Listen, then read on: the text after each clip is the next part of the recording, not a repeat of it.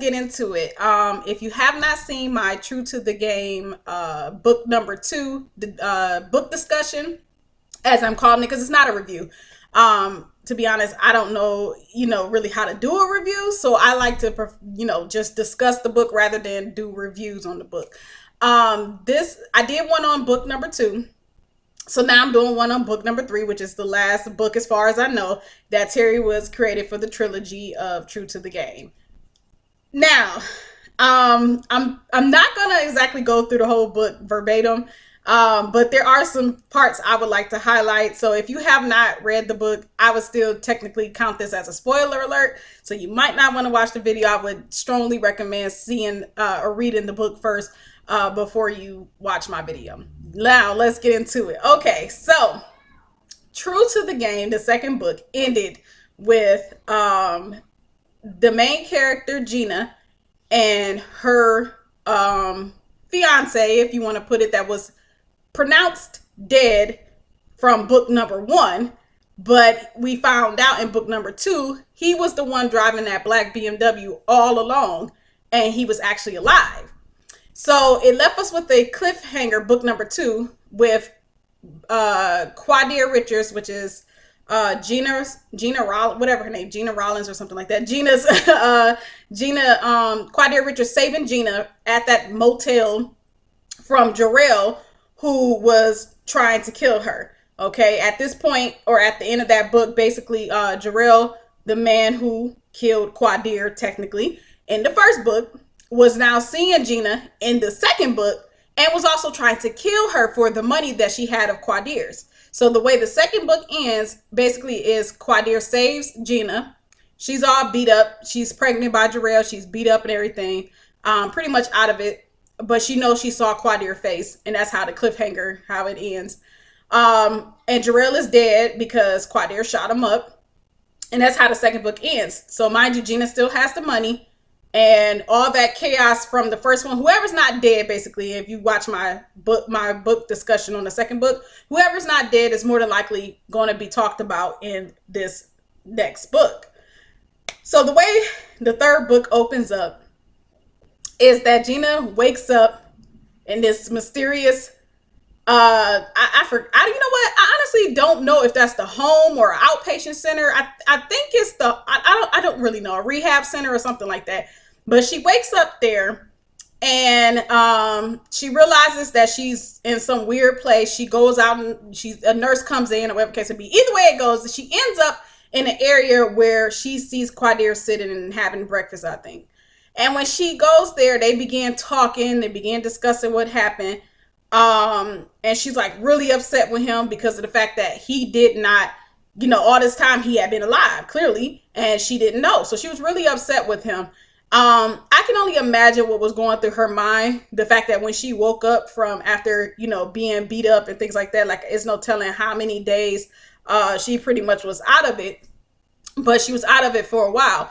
And, knowing that the man that you are in love with, or I can't say was, those emotions never left, but that you thought was dead, and you moved on because you thought he was dead.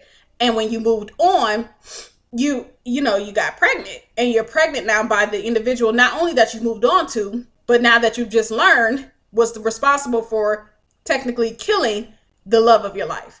So that's I know that's hecka loaded. That's bananas, but it's what happened. So she's sitting there talking to Quadir, and Quadir basically goes in on his story because she's asking him like what happened. I don't understand. So he goes in on what happened to him. And the way I like how the book went from the scene of him and Gina sitting there talking to one another to a flashback to when he was found alive. Or resuscitated, however it happened. Because what I believe happened is the coroner had his body, I think, or something like that, and they end up realizing that he was actually alive. So then the coroner called the doctors in, and the doctors operated on him, or whatever the case may be, and realized he was alive. And it was one lady in particular this thing is itching my neck, but it was one lady in particular by the name of Amelia, who was a surgeon, who was also heavily responsible for not only keeping him alive, but also keeping his identity a secret, keeping the fact that he was alive a secret. She did track down his mother and informed his mother, but that was it, because she knew that whoever did this hit on him wanted him dead. So she wanted to keep her patient alive. And it started off strictly as just this man being her patient, nothing more, strictly innocent. And that kind of gives you a hint of where I'm going with this. So Quadir is basically telling this story to Gina. So Amelia saved his life, informed the mother, and told the mother not to tell anyone. So that's how the mother ended up kicking Gina out the house in the first book after Quadir died, because she assumed, I thought she was doing it to be heartless and cold. But apparently the third book reveals to us that the reason why she did it, she kicked Gina's out Quadir and Gina's house, which was technically Quadir's house because they wasn't married yet, but she kicked her out the house because she was trying to do her best to keep her son's identity a secret, that he was alive a secret, because she felt like Gina couldn't keep a secret, and that would put Quadir's life in danger. And Quadir was not even 100%. He was still in the hospital as well. So Amelia, this surgeon, was there the entire time of his recovery, and she helped push him, because he was really slacking. He really didn't want to do his recovery. She helped him with that, helped him be able to walk again and things like that, to the point where they developed an emotional bond, basically an emotional attachment to one another. And eventually he felt like he was in love with her. And the way the story ends of him explaining all of this to Gina is basically with him informing to Gina, like, they were together, like he loves her. They were intimate. He loves her. This caused Gina to go the hell off. and to be honest, reading that scene where Gina explodes over the fact that Quadir was sitting up here admitting in front of her that this was a woman that clearly he had feelings for. Reading that scene, oh my gosh, it's just a book, I know, but I wanted to cry. Like, tears really started swelling up in my eyes, and I'm still trying to figure that one out. Like, I'm still sitting here thinking, like, why is that? Like, what is it? Like, why did I feel like in that moment I could empathize with Gina so much? Like, I don't know, well, I can't even say I don't know. Like, I don't know that exact situation, but I definitely know what it feels like to have feelings for someone and learn, especially, like, you're keeping those feelings, like you haven't seen that person in a while and you've kept those feelings for that person, or however the case may be, you got feelings for somebody, but then they come out and let you know they actually got feelings for someone else. But in Gina's case, she was with this man. He was supposed to be dead. He was presumed dead. He was announced dead.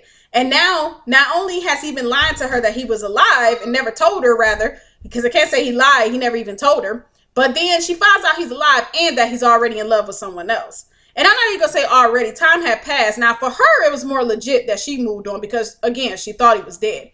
On his end, he knew she was alive. So what he did made no damn sense, but that's how the book is written. So anyway, and I can see it happen. I ain't saying like the writer makes no sense. It's him, the character. Like, really, you just played her like that. But see, also, I think he allowed his emotions to go there with Amelia because he knew that Gina was messing with Tyrell. And at this point, he did not have a clear explanation as to why Gina was messing with the man that killed him. He thought that alleged or attempted to kill him. Look, I'm like allegedly attempted to kill him. At this point, he thought that Gina knew this was the man that tried to kill him, but little did he know that was not the case. She did not know. So anyway, Gina, when she found out that he had feelings for the doctor that had been taking care of her, she stormed out of there. Like, she was so upset. She went off on him, and eventually she broke out of there. Like, she broke out this outpatient hospital, wherever they were at, where this setting took place, and she broke out of there and she left. She escaped out of a window and just got out of there. Now, the next scene that this book led to, and I might not be exactly going in order, so I'm just really just trying to point out the highlights of it all. With this hair on my face, but I'm just trying to point out the highlight of it all. We see now that Tyrell, the one that was killed in the second book, has a twin brother, y'all, by the name of Tyrell. And I was telling y'all, I told y'all in my video about True to the Game 2 that I did not like Tyrell. I said Tyrell is disgusting. He's cold, but he sound like he fine though. And the character that played Tyrell, y'all know Andrea Fuller. That character that played Tyrell is like, ooh, he Oh, wait. He ain't no good, but damn, he fine. But that ain't no, that's not enough to get me, but that's still, you can't help but to acknowledge he fine. But anyway, I was talking about how horrible this character was. Y'all, in the third book, they introduced a damn twin by the name of Tyrell. So you got Jarrell that got killed in the second book, and now his twin Tyrell has come to town to avenge his twin brother death. And like, I love how it was written because Tyrell is such a nasty character. This man is nasty, okay? He is nasty. He is nasty with a D, not a T. He's nasty. Like, he's cruel, and I'm about to get to the things that he did, but the writer did a good job of making anybody that read the book hate him. Like, you can't, if you're not like him, you can't help but to hate him. Like, he's and I thought it couldn't get no worse with Jarrell, because Jarrell in the second book was going around killing all his former drug dealer buddies, people that rode with his drug dealer group or whatever you call them, like his clique or whatever. He was going around killing them. But this one topped the cake. So let me get to that. So this one, Tyrell, the twin brother, Tyrell, who is apparently looks identical to Jarrell, met up with Jarrell's old flame that I discussed in the second book, the video about the second book. And the old flame, his name is Champagne. I'm not sure if I even mentioned that in the second book discussion, but the flame that I felt like Jarrell really had feelings for and showed his human side for, her name is Champagne. She is now at this point aware that Jarrell is deceased because he was, shot up. So Tyrell came back basically to town to avenge his brother's death. He met up with Champagne to get information that Jarrell shared with Champagne in regards to who he was seeing. So Champagne passed on this information to the twin brother Tyrell that the brother Jarrell had been seeing Gina, a woman by the name of Gina, and she still had the picture, so she gave Tyrell, gosh, I'm probably going to be doing this throughout the whole book. She gave the picture to Tyrell of Gina, and at this point, he's not aware that Quadir is alive, and that Quadir is the one that killed Jarrell. And instead, right now, in that moment, like, he's thinking it's Gina that killed his brother, that basically set up his brother. So he, at that point, vowed that he was going to kill Gina, but he's a sick something. So there were some other things he vowed to do to her as well. And I'm just going to leave that out there. You have to read the book, because I don't even want to, say all those things on here. Tyrell, like no, this is Tyrell. See, I told you all, I'm going to keep doing this. Jarrell, the one that got killed in the second book, there was parts of me that was like, "Ooh, okay, Jarrell," but not Tyrell. Not Tyrell. Tyrell is sick. Tyrell is sick, but Jarrell ain't all that better either. Now that I think about it, because he did some things too, and I'm getting to that as far as what Tyrell has done. But Jarrell did some things too. So yeah. Oh gosh, I'm sick to my stomach. But anyway, moving forward. At this point, I mentioned also in book discussion number 2 of True to the Game that there were a group of cops who had this. They thought out this plan to basically rob Gina of the money, because they learned that Quadir had left behind some money, and they're under the impression that Quadir is dead too. They know he had left behind some money. They know it could either be in the possession of his mother or his ex-fiance Gina. And they put 2 and 2 together that Gina must be the one to have it. So at this point, these same group of officers have hatched out this plan to basically get that money from Gina. And the more they go throughout the story, the more extreme their plans become, because they're getting more and more desperate for this money. So keep in mind that throughout this book, we still have these officers who are actually tailing her wherever she goes. If they can find her, they're actually tailing right behind her, because they're trying to keep track of where she's going to get the money from her. And with that, they also are aware, and again, this goes back to book discussion number 2. So in book number 2, the man that's right under Quadir in this whole drug clique thing, his name is Tyreek. Now, Tyreek, again, is the character that was played by Nelson Ellis. Again, rest in peace to Nelson Ellis in the movie True to the Game. Tyreek is right under Quadir, so Tyreek is like next in command. Well, Tyreek, he was locked up in book number 2. When he was locked up, Gina offered to pay his bail, which was like $1 million or something like that.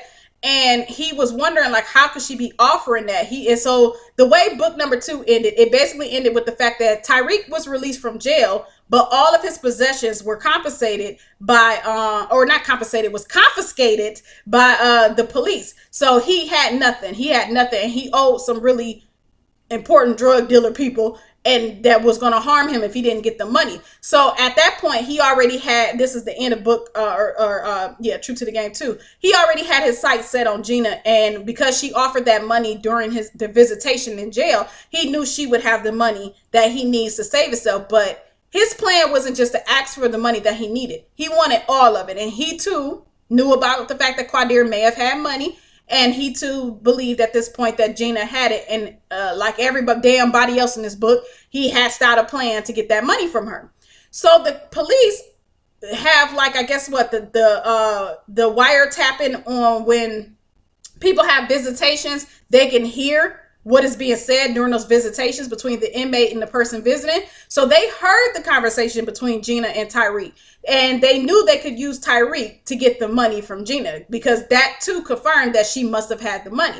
So they end up meeting up with Tyreek at a store, basically bombarding him and ambushing him and closing him off, and threatening him, and basically, threatening him with the fact that they wanted him to set up Gina for the money. Now, Tyreek agreed to do it, but then when they left, he pretty much said, like, yeah, these are some clowns. I'm going after her, but I'm going after her for myself, which is eventually what he did, but we'll get to that in a minute. So that's the situation with the police and the next in command of under Quadir's so-called childhood best friend, Tyreek.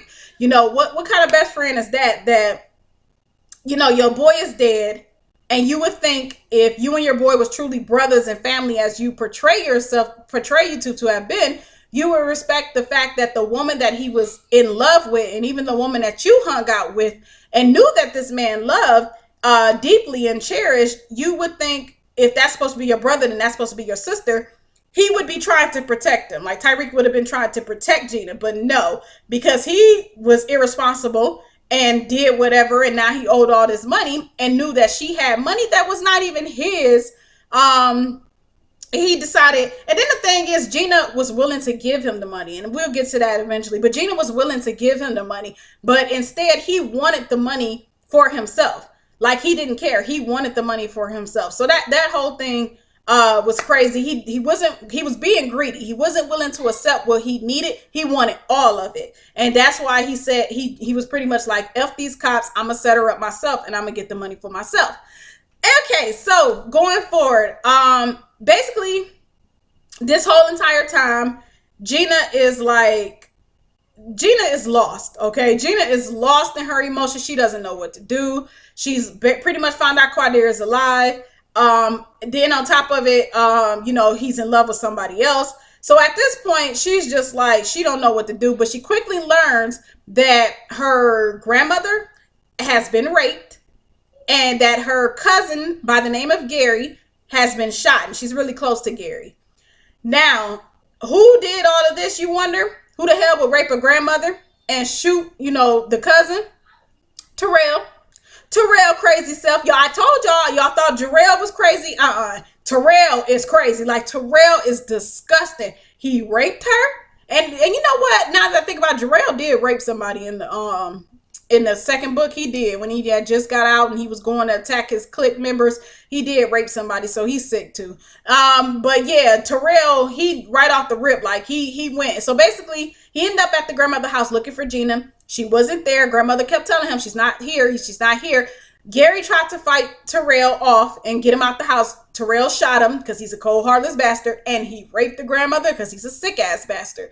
So that sent them to the hospital. Gina ended up being informed. Gina later learned that there was somebody that came into the home looking for her. So now she understands someone's looking for her, but in her mind, she thinks it's Quadir trying to get the money back from her. And I was like, wow, while reading this, I was like, geez, like, she really thinks that the man that loved her and that was once in love with her, and she was once in love with him, wants to harm her. And I think, that's interesting. Like, she really thought he could be so cruel to her. But I guess, that trust was destroyed when he was up here living, really alive, and did not tell her. And on top of it, he moved on. Like, that trust was pretty much destroyed. So I felt hella bad for her. I felt hella bad. And on top of it, here she is pregnant by the enemy as well. Like, it was just like, oh gosh, Gina, you just need to go away. You need to take that money and go. And lo and behold, that became her plan. However, she was moving too damn slow. Gina was moving too slow. Gina was moving too dang on slow. She decided for some odd reason to try to go get an abortion. I don't know. Maybe in her mind, she thought if, her and Quadir stood a chance of getting back together, she'll just have an abortion and he'll never know that she was pregnant by Tyrell. So she had time to do all that, but she's supposed to be getting out of town. Like, I was like, girl, you doing too much. And eventually, when she went to the abortion clinic because she was going to go through with it, she found out she was actually not pregnant anymore. She had actually lost the baby during that time where Tyrell beat her as bad as he did. After that, she ended up losing the baby anyway. So she was very thrilled about that. She didn't want his baby anyway. Look, I couldn't write that myself. I thought that was pretty clever to write that way. That was pretty damn clever, to be honest. So in the meantime, Tyrell is going around still looking for her. He ends up with the cousin Bria. If you want to know, Bria is one of the twins, cousins of Gina. There's Bria and Brianna, who also stay with Grandma Gaget. And Bria and her boyfriend was hanging out somewhere, and Tyrell walked up to them, questioned about where's Gina. Ended up shooting Bria's boyfriend and killing him, from what they later said in the book. He did kill him. And he shot him in the groin. Can we just take a moment to think about it? He shot him in the groin. Oh God, and they killed him. I mean, that's terrible, but they really didn't last too much long on that. Like, Terry Woods didn't really go too far deep into that, because like next thing you know, Bria was back at work. I was like, dang, she didn't even mourn him. But anyway, like that, whatever. I understand, the book. You can't, this video is going long, let alone how long that book went. So I understand, you got to cut it kind of short. Anyway, basically, Tyrell is going around terrorizing anybody that knows Gina. He also ended up killing her best friend, Marquita. So now this is the second best friend she lost. And all these incidents that happen, she does eventually learn that they happened. Meanwhile, Quadir is with Amelia, going through the emotions with Amelia, trying to convince himself he loves her, but he knows he cares about her. But the issue is he's in love with Gina. So he loves Amelia, and especially for saving his life, but he's in love with Gina. He's not in love with Amelia. So Amelia wants him. She's in love with him, but she recognizes day in and day out that he's clearly still in love with her. So eventually she catches him up on current events and lets him know all of these things that has happened. And it's funny how she knows these things too, but she catches him up on current events and letting him know everything that has happened to Gina and Gina's family, and that there's someone after Gina. And it sends him in like this trance, and she recognizes immediately once she tells him and how he reacts to it emotionally that he's still in love with Gina. So she tells him, like, look, you need to just go to her, just go save her. And I thought the way Amelia handled it was really honest and really cool. I don't know if I'm woman enough to sit up there and handle a situation like that. Like, like she was like, look, and mind you, I'm gonna show y'all how she did it, right? Because she in love with Tyrell. Oh gosh, Tyrell, go away. She's in love with Quadir, but she knows he's in love with Gina. So she's sitting down with him. She goes, look, Quadir, if we are meant to be, we would be. But I can see you still have feelings for her, and she's in danger right now. You need to just go to her. Just go to her. But baby, what about us? What about us? You are still in love with her. I can see it. Look, maybe another time, another place, another life. But for now, you need to go be with her. Oh, and I got this gun in the back. You want it? Like, that's how it went. Like, I kid you not. Like, she just had a gun out of nowhere. Then she said she got a twin gun, and if he need her to call her, because she got another gun. So it was so funny. But I felt like, in all honesty, I'm being dramatic, but I felt like, but it really did go something like that. And I feel like basically, she was really woman enough to be honest that she knew he was in love with her, and to let go, because the one thing that she said is, she deserves, I don't know if she said this to him or this was just like a thought. I think it was more so a thought that she deserves to be with someone that loves her, that is in love with her just as much as she's in love with them. And that's true. And that really resonated with me. Like, I wouldn't want to hold on to someone who is still in love with somebody else. I found myself in a situation like that where the male I was seeing, or the man I was seeing, was like, I've only ever been in love one time. And when he said that, that said to me like, oh God, you might still be in love with her. Like, like, I think you just let me know like this isn't gonna happen. That's how I picked up on that. And it's like, oh no, time to let go, because I already knew I was developing feelings for that person. And no, it was just time to let go. And that's a good thing. Like, I feel like just dragging it on and trying to pretend like you didn't hear that is what ends up eventually being a one big ass heartbreak and a messy breakup possibly. So I was like, kudos to Amelia. I didn't like her character, y'all. I did not like her. I am Gina and Quadir all the way. So I was just like, I was waiting for the moment where I was like, somebody got to say something. Let it be me. Who objects to this? I. But anyway, she sends him on his way with a gun.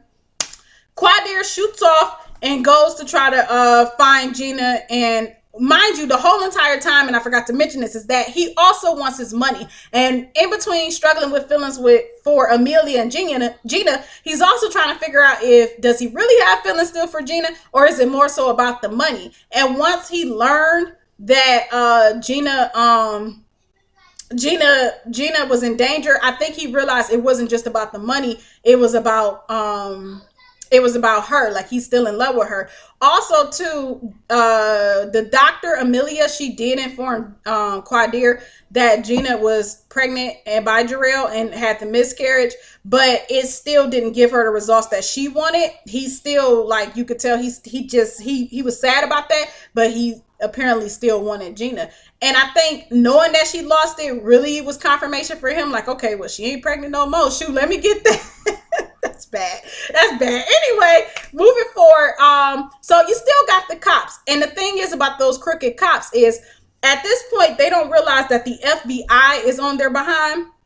There are two FBI agents who opened up an investigation on the cops, and now they know they're crooked. So while the cops are telling Gina to try to like get her money, and then mind you, at this point they put out that they want to kill her for the money.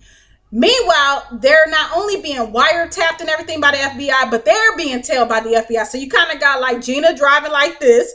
Then you got the cops right here. Then you got FBI right here. Like, that's pretty much the picture I got that was being drawn from the book. That the fact that everybody's telling everybody, like, and the cops, they're after Gina, but they don't know the FBI is about to stop them in their tracks.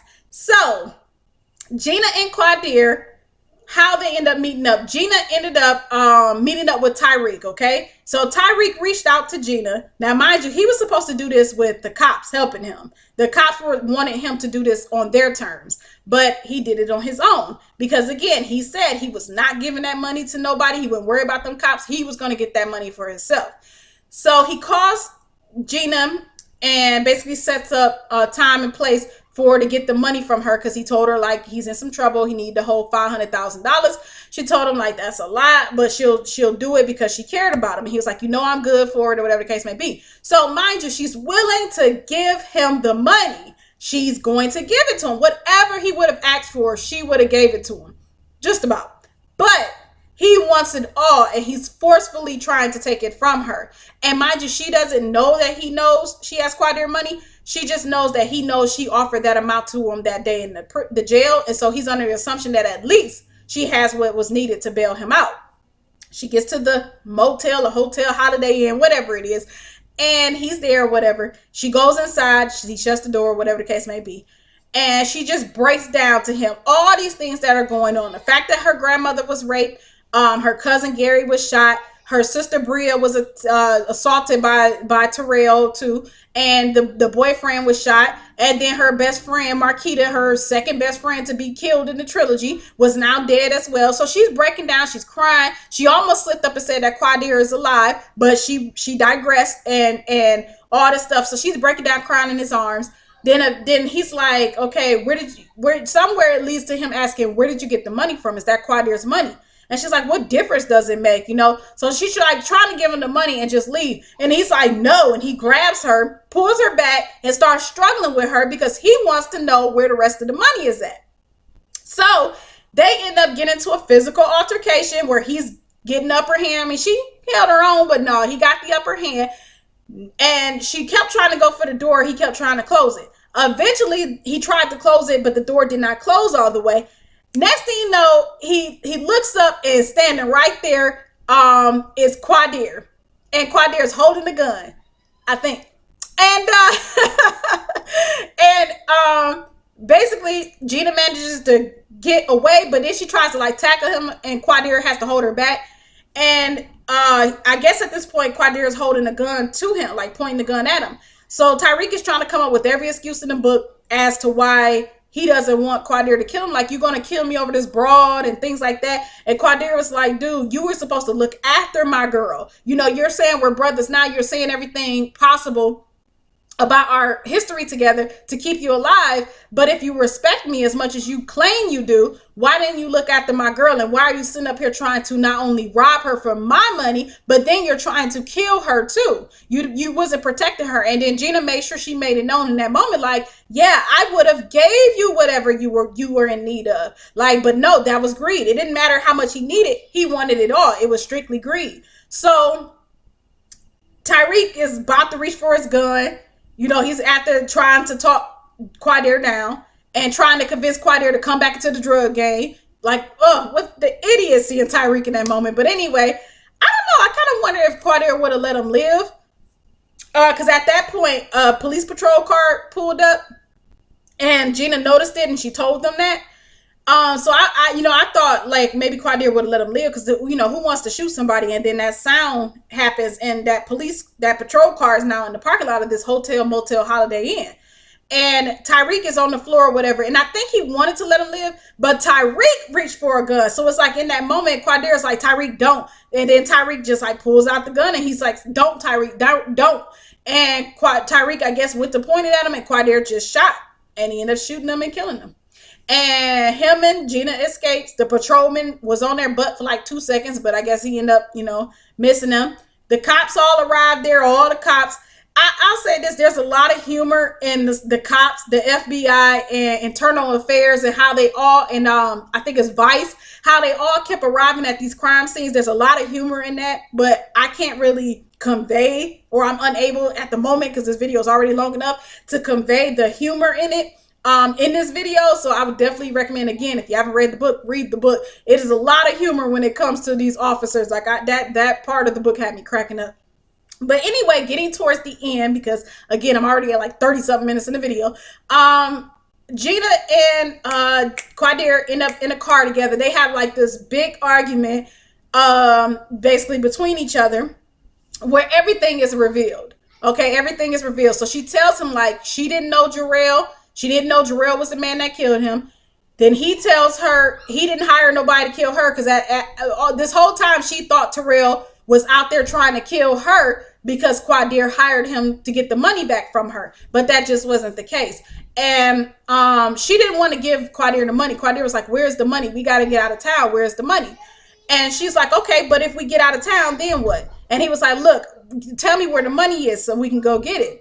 She did not want to give him the money. And this was like the moment of truth between them. This was the moment of no return. This was the moment of, okay, you either do this and this is what's going to happen, or you do this and this is the end of us. And this was a really good moment, like between the two. I felt like, what is that? The climax or something? Like, it's just the moment of where where these two characters are headed. Are they going to stay together or are they going to go apart? So basically the ultimatum was, if Gina did not tell him where his money was at, then he was just going to leave her outside and drive off, and that's it. She can keep the money. He'll go back to Amelia. But if she really believed in him and loved him like she said she did and trusted him, then she'd give him the money. And that's all he wanted. I think he only moved forward with Amelia because he was under the impression that Gina had moved on. He was pretty much under the impression that Gina moved on. So I truly believe that is the reason why. And then on top of it, he was under the impression she moved on with the man that killed him, and knowingly so. So I truly believe if he had not seen that while telling her in the second book with the BMW, the black BMW, then he wouldn't have made those moves with Amelia. And actually, it says that in the book. Like, he constantly kept saying, like, to himself, if he had stopped her when he saw her back at the apartment that used to be his old apartment, if he had stopped her there initially, none of that would have ever happened. She would have never had the opportunity to even move on. And none of this would have even happened, but it happened. It happened. I mean, on both of their ends, it happened. And this moment that they found themselves in, it was like a moment of, okay, we're either going to revive this relationship or this is it. This is the end between us. So it's like you got him sitting there in the driver's seat, hoping that, she is the woman that he believes her to be, and will get and let him know, like, trust him enough to let him know where his money is at, because it is his. And then it's like her, like, okay, if I give him the money, is he just going to take the money and go off with this woman because I want him? But if I keep the money, at least I know I got the money, even if I lose them. So then she told him where the money was, and that was peace on his end. Now he knew that she really loved him and she was not playing him.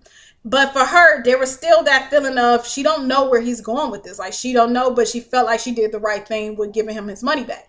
So they end up going to the storage where his money was, the rest of his money was. When they got there, Tyrell crazy ass was there, just already there. Mind you, the reason why he was there, he found a business card of the storage unit at the house of Gina's best friend Marquita when he killed her. So he ended up finding a storage card there, or the storage unit business card rather. So how he put two and two together, I don't know. He look, y'all, it's a book. I don't know. But anyway, he ends up there. That's the point. So you got Tyrell there, Gina and Quadir there. It's about to go down, okay? So mind you, Tyrell is still under the impression that Gina killed his twin brother in the second book, Jarrell. He does not know that Quadir is alive. However, we're about to learn that he knows Quadir. He is very familiar with Quadir. So basically, they end up at the storage unit, and Quadir and Gina there, they open up the storage, or Gina opens up the storage. Quadir's relief, he sees his money. Next thing you know, standing right behind them is Tyrell. And Tyrell is like, tripping or whatever, saying his piece. And first they thought he was Jarrell. Then Quadir realized it wasn't Jarrell, it was Tyrell. So this is where we learn that Tyrell and Quadir are familiar with each other. And they went to school together, and apparently, I guess Tyrell used to bully Quadir around. So he's like, yeah, I used to bully you around. You try to hide from me, but I find your ass and whoop your ass and things like that. And Quadir was like, oh yeah, well, remember that was before. I ain't no little kid no more, basically, So he was like, I guess Tyrell said something implying that Gina killed his brother. That's when Quadir, taking in all the glory of the moment, informs Tyrell, like, hey, no, she didn't, bruh. I killed your brother. And that made Tyrell hella mad, because Tyrell think he the only madman out here in these streets. He wanted to see remorse. He did not see remorse in Quadir. So that's when the games began, okay? So at this point, Quadir and Tyrell are literally fighting one another. I'm like, where's Gina at, by the way, while all this is happening? But I guess she's standing around watching. They're literally going toe-to-toe, beating the crap out of each other. But unfortunately, because Quadir is still suffering from the injuries of being shot up, mind you, he's getting weaker during the fight, and Tyrell is getting the upper hand. Gina notices this, and she felt like she wanted to go for the gun. Here's the part where I don't understand. Gina gets the gun, right? And this is the gun that happened to knock out of Tyrell's hand or something like that. And she doesn't shoot it. She just aims it, but she never shoots it, mind you. So basically they're tussling of things like that. Eventually Quadir gets the upper hand. Oh gosh, y'all, brace yourself. He bites off Tyrell's nose.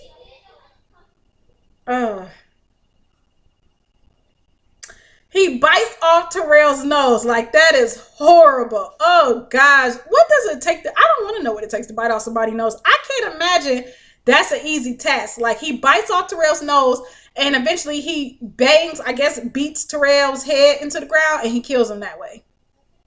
This book was very graphic. True to the Game #3 is very, very graphic, but hella good. Hella good, people. And the way I'm describing it, like, it doesn't know justice. You really have to read the book. You really have to read the book. Trust me, it is really good. It's funny. And at times it's unbearable because of the raping in there that is brought on by Tyrell looking for Gina. Like, it's disgusting. But a lot of times in the book, most of the book is it's an emotional ass book. Like, my emotions like like, I was all over the place emotionally. Good book. You see how excited I am. But anyway, so that after he kills Tyrell, he ends up getting the money. Him and Gina, they leave. Okay, that's it. They're gone. They get the money, they go. However, the cops arrive on the scene, and for some odd reason, the cops thought that Gina and Quadir was there, and they thought they were about to set up Gina. And at this point, they've already established that they're going to kill Gina for this money. Well, they were basically set up by the FBI, who overheard their plans to even kill Gina for the money. So they were set up. They ended up, I think it was at the storage unit or somewhere. I think it was a storage unit though, or something like that. But they end up being set up, and basically they arrived on the scene, and it was them meeting the FBI, who had been telling them this entire book, or most of the book. And the FBI catches them. They try to sweet talk the FBI. They even try to bribe the FBI and cut the FBI in on the deal of the money. Because mind you, it's $17 million of Quadir's money. I think some people are still under the impression that it was 30,000 or something like that, but Gina has spent a lot of it. Like, that's a lot of damn money to spend. So it was like, I think only $17 million from what I last read in the book. But who cares? Like, I guess that's a lot, now I don't guess that's a lot of money to go a lot of ways. But the FBI was not having it. The FBI was more ethical than that, or at least the two agents I'm referring to in this book that's how you know it's a book. Anyway, they were more ethical than that, and they turned down that offer, and they basically arrested all of those crooked cops, and it was quite a bit of them, and they got them all. It was like 3 vice and 1 internal affairs, and they arrested them all. So the way the book ends is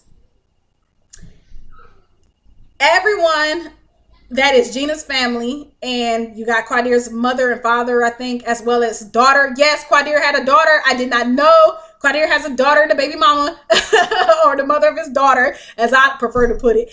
All of them is at this wedding. Look, if y'all want to know more about that, read the book, all right? But all of them is at this wedding, and it's Gina, and Gina is getting married. Now, mind you all, in my book discussion #2, I talked about the fact that there was this conversation brought up by Guyette, Gina's grandmother, in regards to who was truly Gina's father. And it was a toss-up between Malcolm, that was in jail for killing Gina's mother accidentally, but yeah, that whole situation. And then Michael, his younger brother, who he put in a wheelchair the day he killed the mother, because he went home one day and saw that they were cheating with each other, basically. But the brothers had forgiven each other since. But the thing is, the grandmother said there was a question of paternity. They did not know if Michael was the father of the one in the wheelchair, Michael, which was technically Gina's uncle at this time. They didn't know if he was really Gina's father, or Malcolm, the one that had been locked up for the murder of the mother, if he was really Gina's father. So it ended with both men walking Gina down the aisle, and everyone at this point was fully aware. No one knew for sure who was her father. They weren't concerned about finding out. She welcomed them both. They loved her. She loved them. So they both walked her down the aisle. Michael technically went down the aisle in his wheelchair, but still, if you want to put it like that, like, they both walked her down the aisle, because I want to be as correct with that as possible. But they both went down the aisle basically with her. And Guyette is in the audience. Guyette is doing fine. Gary is fine, despite being, cousin Gary is fine, despite being shot in the stomach. Bria's there, the twins there. Brianna with their messy little selves. Quadir's daughter is there. I think she was the one that passed the ring or something to Quadir to put on Gina's finger. And Quadir's mother, did I say that already? Like, basically the whole family is there, and in the end they get married. And then I think the last words of the book is I now pronounce you husband and wife, and that's it. Like, I hope I was able to really discuss that clearly, because it's hard trying to incorporate the second book with the third book and try to bring all that up. And like you can see, I'm already like 40 something minutes in, because it really was a lot that transpired in this third book to tie up all loose ends from the previous two books. And it was really good. The book was excellent. Like I said, I went through a variety of emotions. The character I empathized the most with, however, was Gina, because I kept saying to myself, what would I feel like if I was in that place? And I was rooting for Gina and Quadir. I wanted them together, because I said, if it was me and this is the man that I love, like this is the man, and I didn't know he was dead, like I did what I did, but I didn't know. Like I would want him too. Like I would want my man back. So yeah, I love the book. It was definitely worth it. So please leave a comment. Let me know what you think about True to the Game 2. I really enjoyed it, and I will be back with another book when the time comes. Peace.